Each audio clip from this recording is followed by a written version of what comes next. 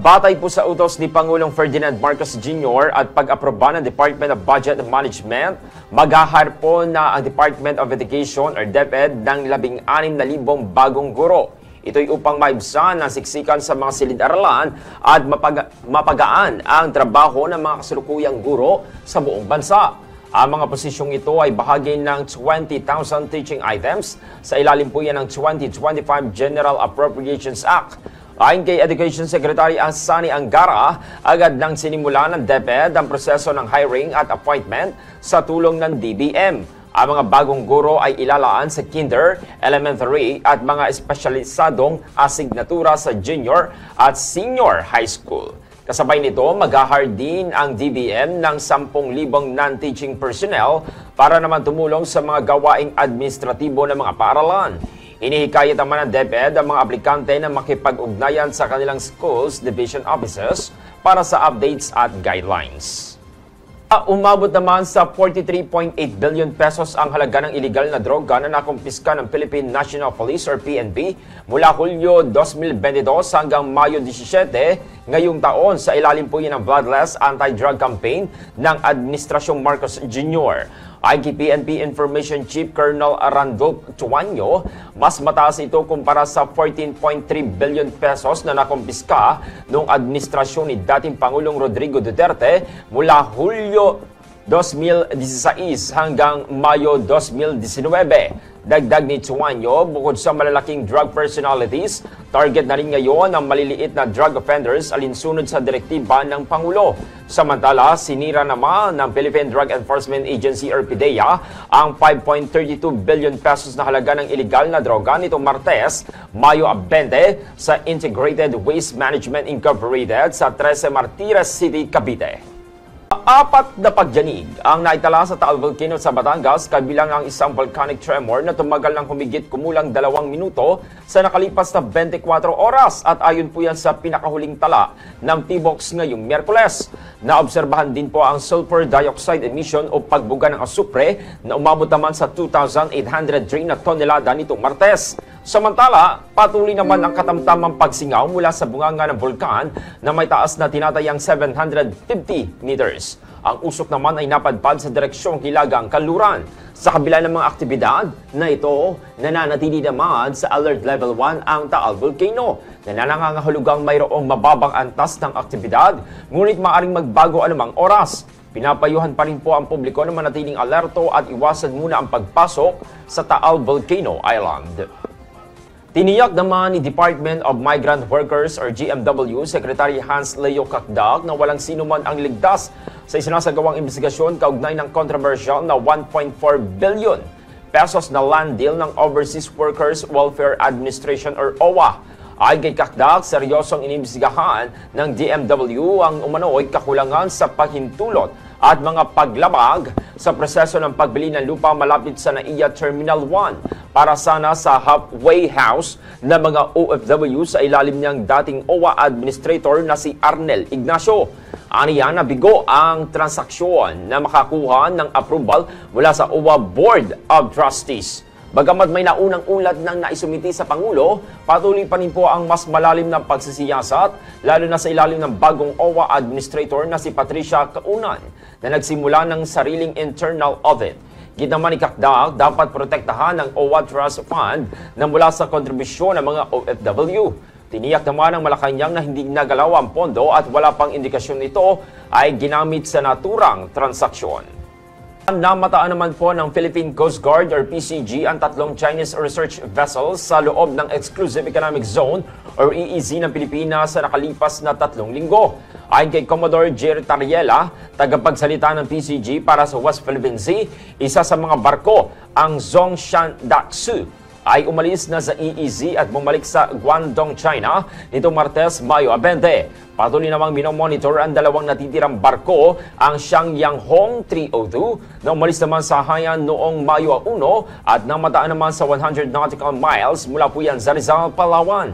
At ang Tansar Airhow na umalis naman noong Mayo 8 at kasalukuyang nasa 130 nautical miles mula po yan sa Burgos, Ilocos Norte. Ayon naman sa PCG, may kakayahang magsagawa ng seabed survey ang mga naturang barko. Gamit ang teknolohiya mula sa Canada, natuntun po ng Coast Guard ang galaw ng mga ito.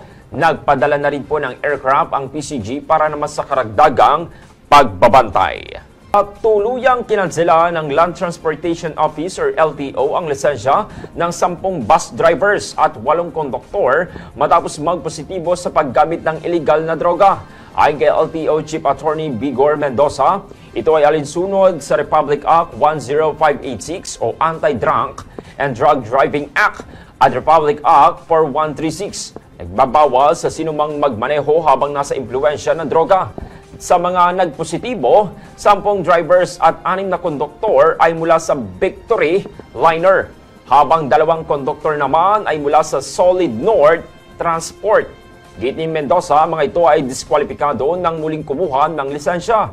Pinaigting naman ng LTO ang kampanya laban sa droga kasunod ng dumaraming aksidente sa kalsada. Isinara ng mga otoridad ang isang opisina sa Barangay Kasambagan, Cebu City na pinaghihinala ang sangkot sa LABSCOM. Sa isinagawang search warrant operation ng Police Regional Office 7, tumambad ang mga computer, laptop at personal na gamit, ngunit wala ni isang empleyado ang naabutan sa lugar. Ayon sa Cebu City Police, nagsimula ang investigasyon matapos mag-viral sa social media ang video ng isang content creator na umunoy hacker na naka-access ang CCTV footage ng naturang opisina. Patuloy naman ang pagsusuri sa mga nakumpiskang kagamitan upang matukoy ang lawak ng iligal na operasyon. Nagbabala po ang pag-asa ngayong Miyerkules sa mga pag-ulan at matinding init ng panahon sa ilang bahagi po ng bansa, dulot pa yan ng umiiral na Intertropical Convergence Zone or ITZZ at Easterlies.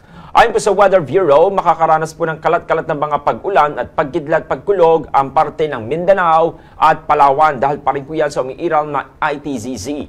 Sa Eastern Samar naman, pareho rin pong kondisyon ang inaasahan dahil pa rin po yan sa Easterlies. Samantala, babala po ng pag-asa, posible itong magdulot ng flash flood at landslide, lalo na kung uulan ng malakas. Samantala, patuloy din po makakaranas ng isolated rain showers o thunderstorm ang nalalabing bahagi po ng ating bansa.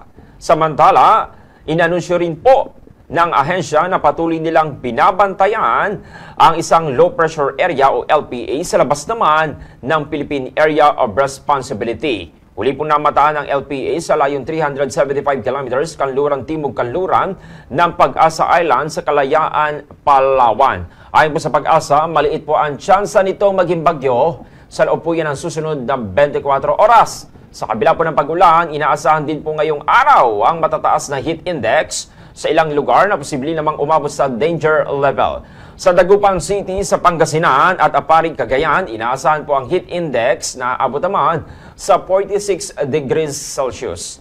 Sa panahon ngayon, mahalagang maging mas mapanuri tayo sa ating mga kinakain. Isa sa mga gulay na madalas nating makita sa palengke ay ang pechay. Pero alam nyo ba na bukod sa pagiging masarap at mura, ito ay may hatid ding maraming benepisyo sa ating kalusugan? Alamin natin ang mas malalim na impormasyon tungkol dito. Ang pechay o kilala sa tawag na Chinese cabbage ay isa sa mga paboritong sangkap ng maraming lutuing Pinoy gaya ng nilaga, sinigang at stir-fried dishes. Ngunit higit pa sa pagiging bahagi ng ating hapagkainan, ito ay mayaman din sa vitamins at mineral.